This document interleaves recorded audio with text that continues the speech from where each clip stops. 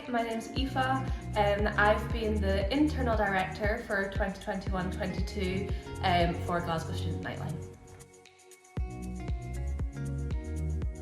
So this year it's been a bit different. We've all the sort of committee responsibilities have sort of been all in one, so there's been lots of different things to do.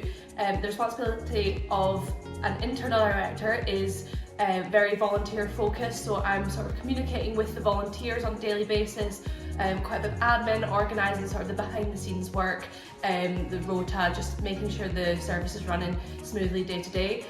This year I've been fortunate enough to kind of get a little bit of a taste of like other committee roles, as in like more on the external side, just because we were merging in with the 3 universities, so we all sort of helped out with each other's roles. It was quite a while ago now. I think Stuart touched on it as well. You start volunteering as a Nightline volunteer, as a listening volunteer. That really interested me. I study psychology, it interested me from that point of view, in the mental health support side of things, and I was really interested in becoming a listening volunteer and taking on the training to sort of learn the skills of active listening and stuff. So that's probably why I did it initially. I saw it at a freshers fair and it caught my attention. And then once I got involved in it, I just, just the passion for it just grows. And so I became part of the committee in my second year, and then onto internal director for my final year. Enjoyed most, definitely how much I've been able to interact with the volunteers. You're meeting loads of different people that you wouldn't necessarily come across, in your course or in sport or other societies. So I think that's been really great. Sort of being able to get to know different people, being involved in the training side of things. So learning the active listening skills that I mentioned, and then being able to pass them on to other people to make sure that the service continues and is going strong. And I also think this year again, I think that we were very lucky to be in the year that merged with other nightlines. We managed to meet people from other universities, so now I've got connections around Glasgow, and also being involved or being part of the reason that Nightline's going to be stronger in the future for Glasgow has been really great. Yeah, I think it's made quite a big impact. I'm quite proud of the work that Stuart and I have done this year.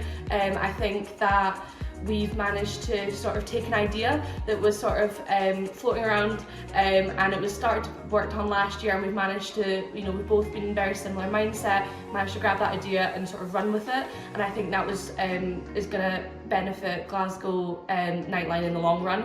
I think not only having Glasgow University students benefiting from a service, but students across the city.